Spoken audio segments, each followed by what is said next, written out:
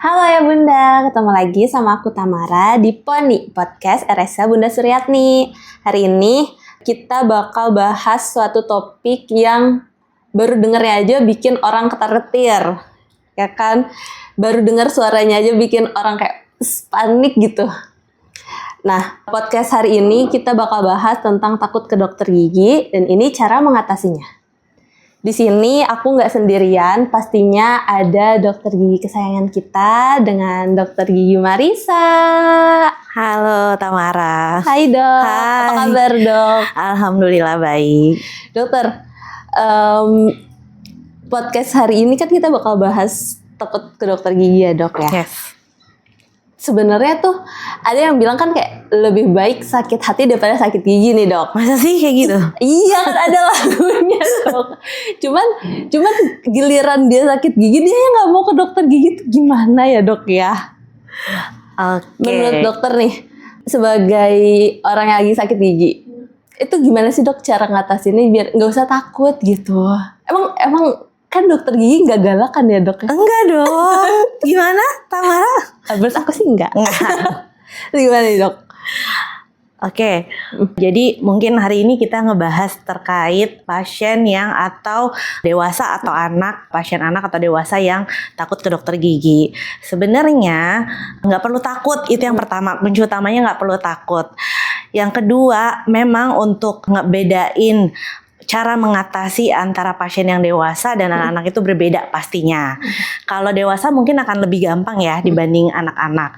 Kalau dewasa mungkin tinggal kita coba pilih searching dulu dokter giginya seperti apa atau syukur-syukur kenal sama dokter giginya. Biasanya itu akan lebih nyaman untuk pasien-pasien yang dewasa.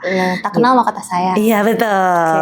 Jadi kalau untuk yang dewasa, kalau dia punya kenalan atau punya teman, sahabat, saudara, kakak, adanya dokter gigi, kalau dia takut pasti dia akan lebih memilih yang kenalannya gitu. Karena kan biasanya kalau kita kenal biasanya lebih nyaman ya. Bukan begitu? Betul. Kalau kenal biasanya lebih nyaman? Betul sekali dok. Ya, kalau dewasa seperti itu.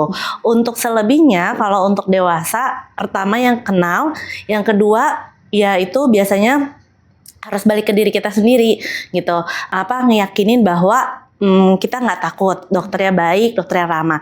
Sama yang paling penting adalah pada saat ke dokter gigi itu jangan pada saat sakit.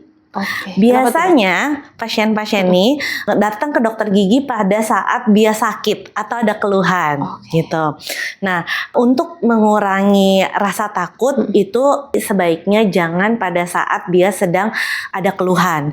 Jadi misalnya coba aja misalnya pada saat lagi nggak ada keluhan gitu ya ke dokter gigi. Yang boleh kalau memang yang kenal lebih nyaman ke yang kenal. Sekedar konsul aja dulu itu aja. Kalau untuk yang dewasa. Nah, kalau untuk anak-anak mungkin agak lebih complicated ya dibanding yang dewasa. Kalau dewasa kan lebih bisa diatur atau iniin. Kalau untuk yang anak paling itu pertama itu dari orang tua. Itu yang paling penting. Ya, orang tua. Karena ya orang tua pertama harus edukasi gimana pentingnya untuk awalnya kalau di rumah mungkin dari gosok gigi ya. Nanti setelah itu baru dimasukkan terkait untuk ke dokter giginya gitu. Kadang yang orang tua lakukan di rumah itu biasanya nakut-nakutin. Misalnya nih, kalau nggak gosok gigi, awas loh, nanti giginya dicabut, nanti disuntik gitu. Biasanya itu yang kalau bisa kalimat-kalimat negatif yang jangan sampai kita keluarkan ke anak gitu. Jadi gimana caranya kita membangun kalimat positif yang membuat anak oh iya perlu ya ke dokter gigi gitu. Sama itu salah satunya kalau untuk anak. Sama yaitu mungkin orang tuanya boleh cari yang kenal, mungkin teman orang tuanya atau misalnya sahabat orang tuanya itu pun mungkin bisa akan anak menjadi lebih nyaman karena mungkin sebelumnya sudah pernah kenal. Udah pernah ketemu gitu. Jadi kan kalau misalnya tiba-tiba datang ke rumah sakit tanpa dia kenal, dia nggak tahu nih dokternya kayak apa, mukanya kayak gimana, ramah apa enggak gitu. Dan ya itu kalau untuk anak mungkin cari yang ramah gitu. Sebenarnya kalau untuk anak nggak perlu juga harus ke spesialis kedokteran gigi anak. Sebenarnya dokter-dokter gigi biasa pun asal dia mampu menangani anak-anak, dia bisa komunikasi sama anak-anak, bersikap ramah dan lumayan kids friendly lah ya. Oke. Kalau ininya bahasa oke-nya gitu ya. Ya itu Masih nggak apa-apa. masih bisa aja Dari gitu. umum. Iya. Terus kalau misalnya yang untuk anak ya dok ya, Mm-mm. itu biasanya di umur berapa sih dok? Kayak ayo diajak nih ke dokter gigi gitu. Sejak usia kapan anak-anak dibawa ke dokter gigi? Kalau menurut aku itu biasanya itu dibawa ke dokter gigi sedini mungkin.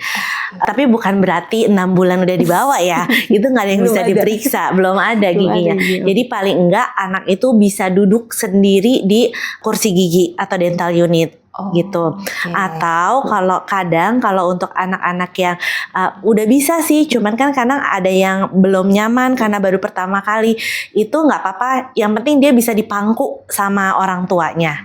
Yang penting dia udah bisa duduk sendiri aja. Biasanya sih minimal di 2 tahun. 2 tahun. Walaupun kadang di 2 tahun itu untuk gigi itu masih 1-2 buah aja, jadi belum banyak gitu ya. Nggak apa-apa, itu pun salah satu cara untuk gimana supaya si anak itu di kemudian hari itu nggak takut gitu. Jadi pertama sedini mungkin juga itu juga bisa. Yang kedua pastikan kalau anak-anak yang sedini mungkin itu kan belum terlalu bermasalah ya giginya ya, karena kan mungkin baru tumbuh juga. Paling enggak dia tahu kalau ke dokter gigi itu tidak sakit, tidak menakutkan. Dan biasanya kalau beberapa dokter gigi itu nyiapin hadiah untuk anak-anak. Jadi untuk memancing supaya dia mau dan berani, biasanya nanti di akhir kunjungan atau di akhir pertemuan itu biasanya dapat hadiah. Dapat hadiah. Jadi dia juga nggak takut ya. Jadi kayak, Iya. oh ke dokter gigi dapat hadiah nih, Iya balik betul. lagi gitu ya. Betul. Oke, boleh. Terus dok, kalau misalnya udah kepalang nih gigi anak kecilnya tuh, gigi anaknya tuh ada masalah. Terus dia pertemuan pertama pasti belum apa-apain ya dok? Atau gimana dok? Oke, kalau biasanya kan setiap dokter treatmentnya beda-beda ya.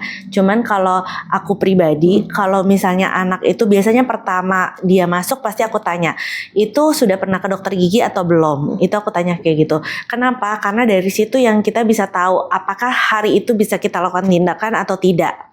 Jadi kalau misalnya memang hari itu baru banget pertama kali ke dokter gigi, kalau aku pribadi biasanya aku lebih cuman melihat keluhannya apa, misalnya ternyata berlubang giginya atau masih ditambal, tapi tidak menjanjikan hari itu akan tindakan gitu. Okay. Jadi dilihat dulu keluhannya seperti apa, masalahnya seperti apa gitu. Jadi kalau misalnya itu biasanya dia mau duduk di dental unit aja itu udah bagus sebenarnya. Apalagi dia kunjungan pertama ya. Mungkin kalau udah beberapa kali dia udah terbiasa. Tapi kalau dia kunjungan pertama, dia mau duduk di dental unit itu udah bagus. Nanti setelah itu biasanya aku periksa untuk giginya. Kalau memang sekiranya masalahnya berat atau ternyata butuh alat yang agak-agak lumayan menakutkan, biasanya aku nggak akan lakukan tindakan di hari itu. Gitu. Biasanya aku akan infokan dulu ke orang tuanya, paling enggak aku akan infokan apa sih treatment yang akan dilakukan dengan masalah gigi anak ini gitu. Atau kalau misalnya ternyata bisa dilakukan tindakan dan nggak perlu alat-alat yang menakutkan, biasanya aku tindakannya hari itu juga. Jadi misalnya dengan kan kadang ada ya yang ngebersihin yang nggak perlu pakai bor secara manual. Nah, biasanya bersihinnya manual, kita yakin bersih, baru ditambal. Paling enggak dia tahu proses penambalan tuh seperti apa gitu untuk yang pertama kali dan ternyata tidak serem ya, ternyata alat-alatnya nggak menakutkan ya, gitu sih yang kalau itu kunjungan pertama. Karena kan lebih banyak takutnya karena suaranya ya dok. Iya benar. Terus misalnya kalau misalnya untuk belum ditindak nih dok, tapi harus ditindak, berarti itu dari orang tuanya ya yang harus meyakinkan anak. Iya benar. Jadi kalau memang ternyata nih kan ada juga ya masalah gigi atau lubang yang memang nggak bisa pakai manual, mau nggak mau harus pakai bor. Sedangkan kita tahu ya kalau bor itu kan rasanya nggak nyaman ya. Sebenarnya pengen sih punya bor yang nggak ada suaranya gitu kalau bisa ke depannya. Bisa gak sih dok? Iya. Ada gak sih dok? Ya mudah-mudahan ada harusnya ya, dengan perkembangan teknologi harusnya ada ke depannya gitu. Tapi kan sekarang pasti di mana-mana ada suaranya, walaupun mungkin suara yang sekarang itu nggak sebesar atau setajam dulu gitu ya. Sekarang tuh mungkin udah lebih bagus ininya suaranya, tapi tetap aja suara itu yang menakutkan kan. Orang dewasa aja takut ya kan. Nah, ya itu makanya kalau misalnya si lubangnya itu harus pakai bor dan itu dia kunjungan pertama, biasanya kalau aku pribadi aku nggak akan lakukan. Kenapa? Karena kalau dia pertama kali dia berlubang atau misalnya ada keluhan sakit terus harus kita bor juga, itu akan ambiar ke depannya. Itu akan menjadi trauma ke depannya. Jadi lebih susah nyembuhin. Lebih susah benar. Jadi kalau aku lebih edukasi orang tuanya dan aku akan kasih tahu kalau ini harus dibor. Kalau tidak dibor nggak mungkin gitu. Tapi untuk saat itu nanti aku kembalikan ke orang tuanya. Apakah tetap mau dilakukan atau tidak? Karena kalau mau dilakukan, resiko yang akan ada itu akan khawatirnya menjadi trauma. Tapi kalau tidak dilakukan, misalnya resikonya misal ya akan timbul sakit atau bisa nanti boleh pakai obat dulu atau bagaimana, itu akan aku jelaskan ke orang tuanya. Jadi ke orang tuanya. Betul. Oke dok. Berarti kalau untuk anak lebih ke orang tuanya ya yang pinter-pinter untuk ini. Kalau misalnya dewasa nih dok, kan banyak ya kayak mau cabut, pasti kan langsung takut ya dok ya, kayak langsung kepikiran gitu. Itu gimana dok? Ada gak sih kayak sebelum cabut deh, coba kamu ngapain dulu gitu? Kalau untuk yang udah dewasa. Berarti ini konteksnya pasiennya dewasa ya? Oke, kalau pasien dewasa sih, kalau emang dia takut sebaiknya ya dari awal kalau bisa disampaikan. Jadi pasien itu harus menyampaikan juga kalau memang dia tuh punya rasa takut ke dokter gigi. Jadi supaya dokter giginya juga tahu dan dokter gigi juga tahu bagaimana cara mentreatmentnya. Karena beda untuk orang-orang yang sudah biasa ke dokter gigi atau sudah biasa dicabut, itu akan beda treatmentnya dengan orang yang pertama kali atau yang takut ke dokter gigi. Kalau dia udah pernah dicabut, tapi dia ada trauma dok. Nah itu kan yang susah. Dan nanti pas dia mau cabut lagi itu gimana tuh dok? Biar dia cobalah hilangkan trauma dia gitu. Ada gak sih dok? Oke, walaupun sebenarnya misalnya giginya harus dicabut gitu ya, jadi udah nggak bisa diapa-apain gitu ya, udah pilihan terakhir gitu dicabut. Oke, paling kalau misalnya dia trauma, kalau dia mau lakukan tindakan itu, aku akan meyakinkan bahwa karena gini ya, kalau kita bilang nggak sakit itu juga nggak mungkin, karena itu artinya kita bohong gitu. Padahal sakit itu akan takutnya itu akan menjadi menjadi tertanam gitu di otaknya. Jadi kalau memang sakit ya aku akan bilang itu sakit gitu. Walaupun mungkin nantinya akan dikasih taunya sakitnya sedikit ya, kayak digigit semut gitu. Walaupun jadi mungkin itu salah satu yang akan aku sampaikan kalau punya trauma. Atau kalau memang setelah itu dia masih takut juga, ya kita kasih pilihan mau dicabut sekarang atau kita tunda gitu. Tapi kita kasih tahu juga kalau ditunda akan seperti apa gitu. Jadi misalnya kalau ditunda nanti sakit ya, gusinya bengkak ya, bisa sampai nanah ya. Kalau udah nanah nanti kayak ngemut baso loh di mulutnya gitu kan. Pastinya kalau orang dewasa akan berpikir mau apa enggak gitu kan. Nah, daripada resikonya makin gede ya dok. Iya gitu. Dan ya paling kalau memang dia dia akhirnya lulu, dia mau ya paling nanti suruh tarik nafas gitu-gitu sih. Oke dokter. Sekarang kita masuk ke segmen mitos atau fakta. Oke. Ini kayak ada beberapa pertanyaan tentang mitos atau fakta. Nanti dokter jawab cepat. Tapi boleh sih sampai ada penjelasannya juga ya. Oke. Pertama, mitos atau fakta dok, kalau cabut gigi atas tuh bisa bikin buta? Mitos. Iya. Itu kenapa? Oke. Karena ya memang sebagian besar itu di masyarakat umum itu kebanyakan seperti itu ya. Pada saat kalau dicabut gigi atasnya nanti matanya bisa buta. Padahal nggak kayak gitu faktanya. Faktanya. Jadi untuk pencabutan sendiri itu biasanya itu kita perlu beberapa tahap. Jadi nggak datang terus giginya rusak langsung mencabut, itu nggak mungkin seperti itu. Pertama pasti yang akan ditanyakan oleh dokter itu keluhan. Pernah sakit nggak? Pernah bengkak nggak? Setelah keluhan biasanya dokter langsung lihat keadaan di dalam mulutnya. Apakah gusinya merah, gusinya bengkak, misalnya dites sakit apa enggak, itu. Terus udah gitu biasanya dilihat lagi pemeriksaan lainnya kayak tensi. Jadi kalau untuk dewasa biasanya jangan lupa untuk cek tensi darahnya. Itu pun dilihat. Kalau misalnya ternyata tinggi, itu pun biasanya nggak akan dilakukan.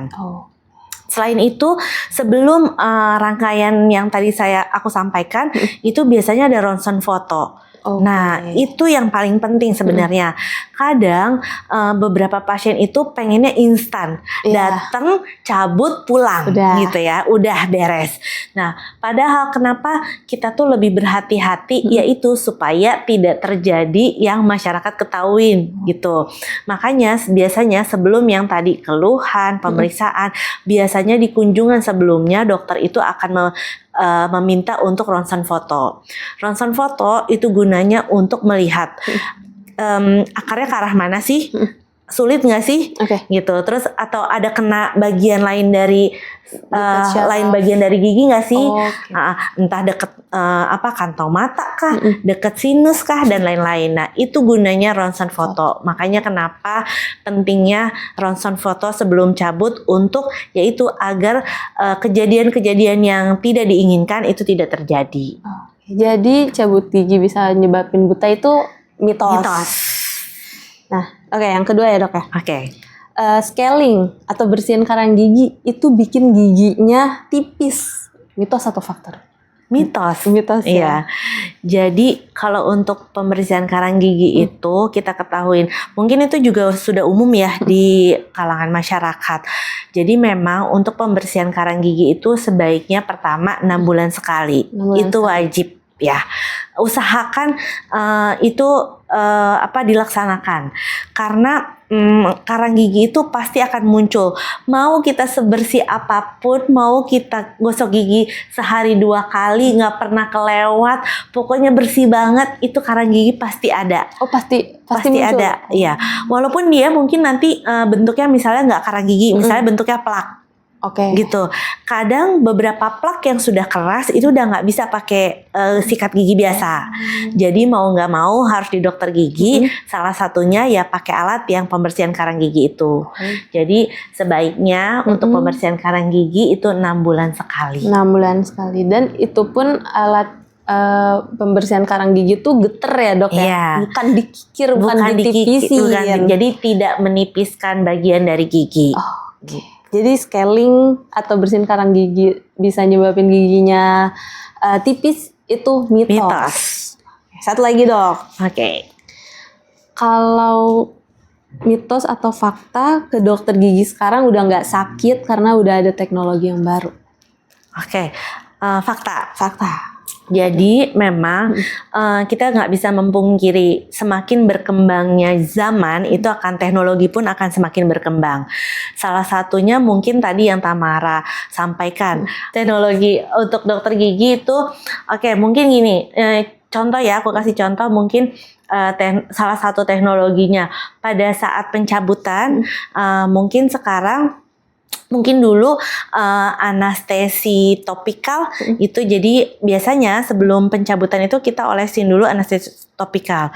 Gunanya apa? Supaya pada saat kita nusukin anestesi itu nggak terlalu sakit. Nah itu kurang lebihnya seperti itu. Atau misalnya nih pada saat perawatan saluran akar, biasanya kan masih ada gigi-gigi yang masih vital atau masih hidup ya. Jadi kalau misalnya kita sentuh atau kita tuh sakit. Nah beberapa perawatan saluran akar pun sekarang itu bisa dilakukan langsung pada kunjungan tersebut. Itu kadang kan suka masih sakit ya. Nah kalau mungkin masih sakit, mungkin itu bisa dianestesi. Jadi nanti di dalam salurannya itu bisa dianestesi. Nanti biasanya setelah dianestesi pada saat dilakukan perawatan saluran akar itu udah nggak sakit.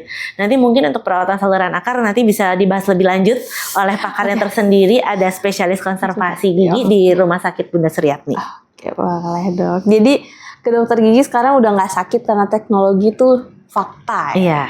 Oke dok, sekarang aku mau minta tips dong buat teman-teman juga nih dok, biar nggak pada takut ke dokter gigi. Oke, tipsnya mungkin pertama kalau untuk teman-teman yang takut ke dokter gigi, itu yang pertama itu cari dokter yang ramah. Kalau memang punya kenalan itu sebaiknya yang kenal gitu. Tapi kadang kan juga kita nggak selalu punya kenalan dokter gigi ya. Betul, ada juga yang enggak ya.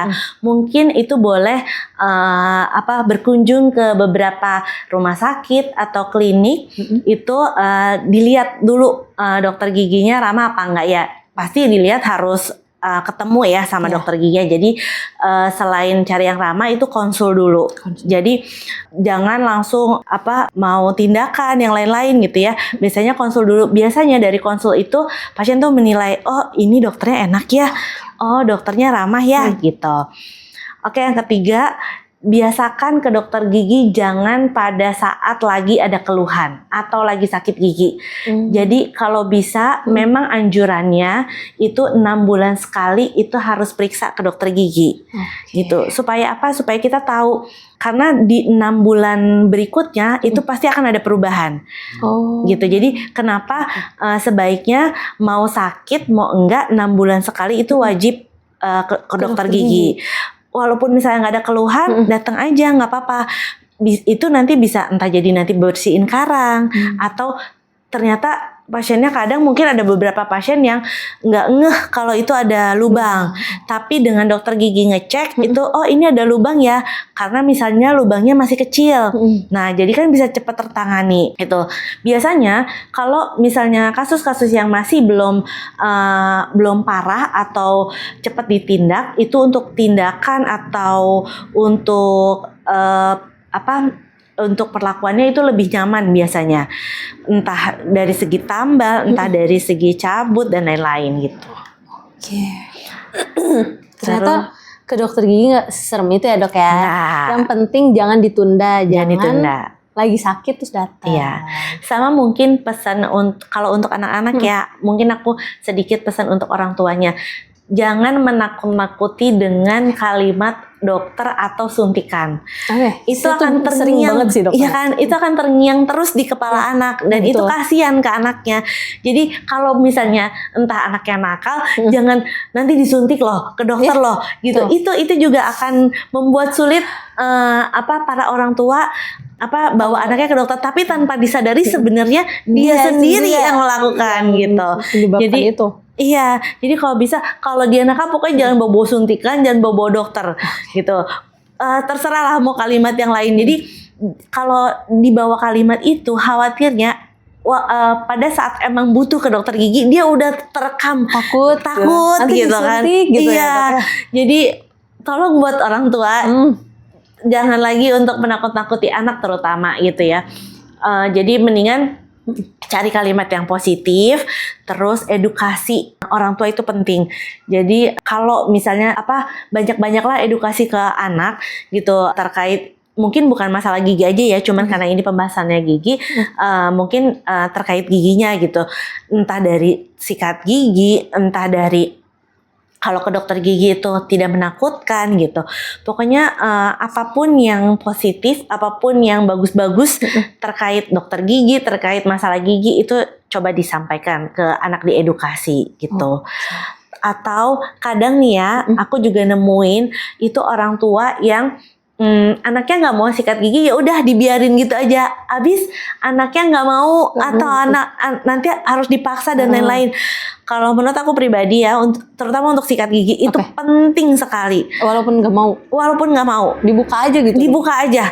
Jadi kalau aku, pengalaman aku pribadi ya, karena aku sudah punya beberapa anak, jadi dan aku takut. Kalau aku lebih takut ke nanti anakku giginya berlubang, rusak dan lain-lain.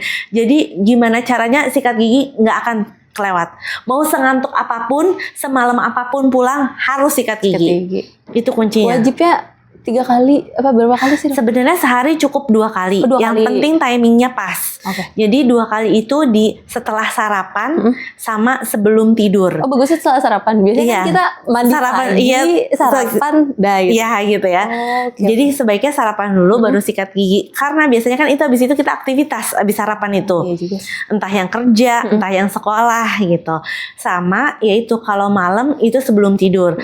Kadang beberapa juga orang tua ada yang miss nih. Missnya di mandi sore biasanya Iya. sikat giginya, bener gak? Mandi sore, betul. kan? Habis itu makan sore. Nah, sedangkan di mandi sore itu setahu aku itu nanti di malam itu masih ada ngemil, mungkin masih ada yang makan malam atau minum susu mungkin.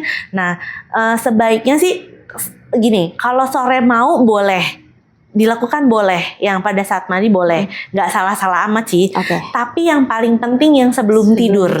Jadi sebelum tidur, jadi kalau mau makan, mau ngemil, mau minum susu itu diberesin sebelum sikat gigi.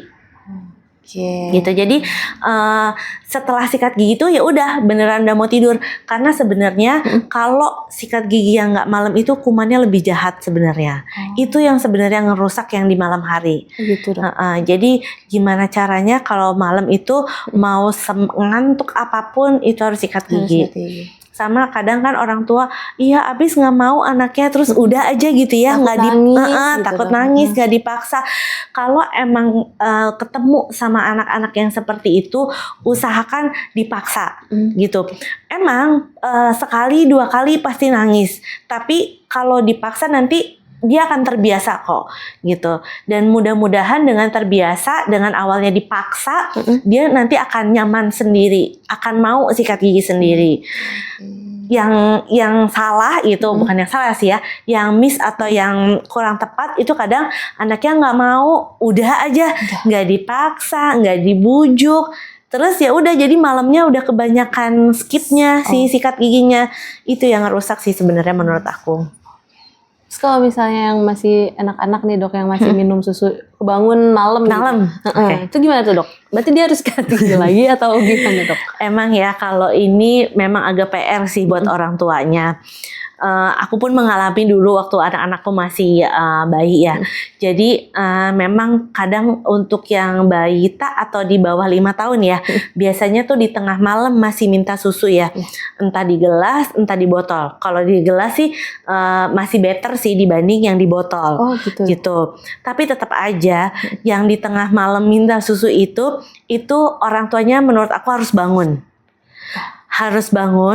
Paling enggak itu gigi dibersihin pakai, kalau bisa pakai sikat, kalau nggak bisa pakai kasa atau kapas. Kasa. Boleh kasa, boleh kapas. Tapi yang enak sih kasa sih sebenarnya. Jadi kadang kalau yang minum susu tengah malam, terus kan kadang orang tua juga ngantuk ya. Nggak bisa dipungkiri juga ya. Ya udah minum susu terus sampai terlelap aja gitu kan ya. Nah itu yang sebenarnya merusak si gigi itu di malam hari. Jadi ya memang PR orang tuanya harus bangun, ditungguin kalau bisa sampai si susu itu habis, terus habis itu bersihin giginya satu-satu. Karena kasa itu. Iya, karena si susu itu kadang nempel di permukaan gigi. Itu yang biasanya dibiarkan, didiamkan. Awalnya coklat-coklat, jadi berlubang kecil, lama-lama besar, didiamkan, akhirnya keropos. Iya kan akhirnya greges ya kalau orang masyarakat umum bilangnya. Nah itu biasanya awalnya dari situ.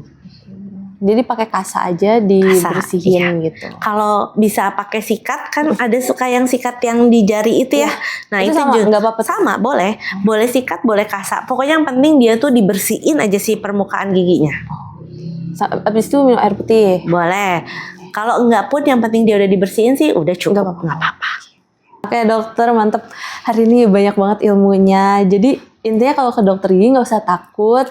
Yang penting jangan pas lagi sakit kalau bisa. Betul. Biar penanganannya juga nggak terlalu menakutkan. Terus tips-tips yang tadi dokter kasih tahu juga untuk para orang tua, untuk yang remaja yang takut ke dokter gigi juga itu bagus banget ya dok ya.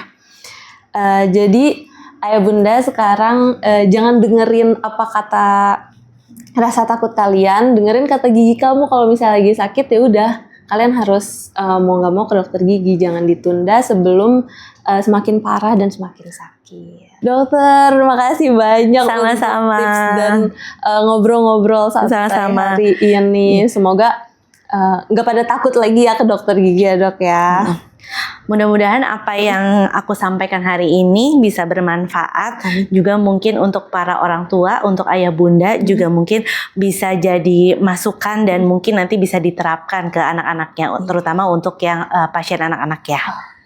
Oke bunda, kita sampai di penghujung acara. Jangan lupa di like, subscribe YouTube channel RSC Bunda Suryatni, ditonton karena banyak banget video-video edukasi lainnya. Kuda Poni, kuy dengerin asiknya podcast RSIA Bunda Suryatni. Sampai jumpa guys. Terima kasih.